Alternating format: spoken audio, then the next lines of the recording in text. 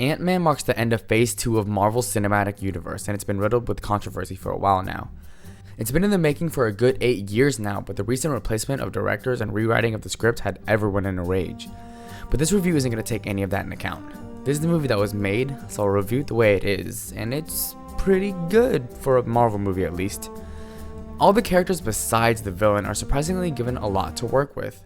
Everybody has desires, and there's a very sad undercurrent to everyone, even though some of it is a little forced, like the moments with Ant-Man's daughter.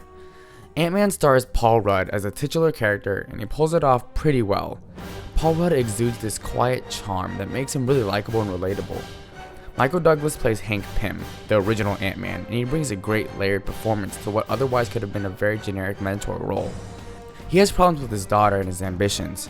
In the comics, he's a very complex character and is very morally dubious, and there are remnants of that in this movie. He sometimes acts as an exposition box, but I liked his portrayal overall. Evangeline Lilly is alright as his daughter, but she comes off as very forgettable. Corey Stoll is the best with what he's given as Darren Cross, but it seems like a lot of the exploration with his character was cut from the movie.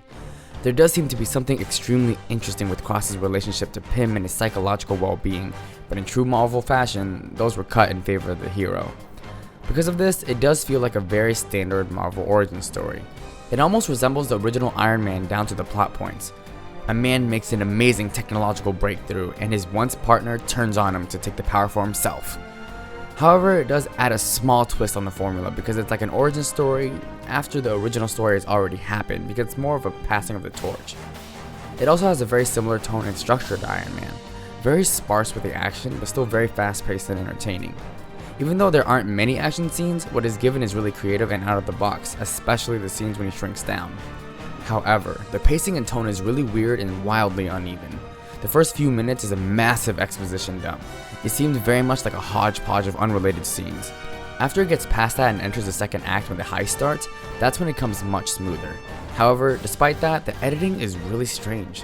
Lots of scenes feel prematurely cut, and they always seem to start a few minutes into the scene, giving a very Frankenstein and cut and pasted feel. It also felt like a lot of shots were cut. A lot of subplots are very thin, like Darren Cross's and Paxton's. Also, a lot of shots that were in the trailer weren't in the movie. My favorite part is when the movie just goes nuts at the very end, and it goes into the sci-fi deep end.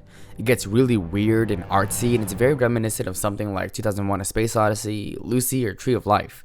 It felt like a test trial for Doctor Strange to see how much weird general audiences can take. So overall, I did like the movie despite a few flaws. It's one of my favorites of the Marvel movies, and it has me really excited for the next phase of the Marvel movie machine. I'm giving Ant-Man a 7 out of 10.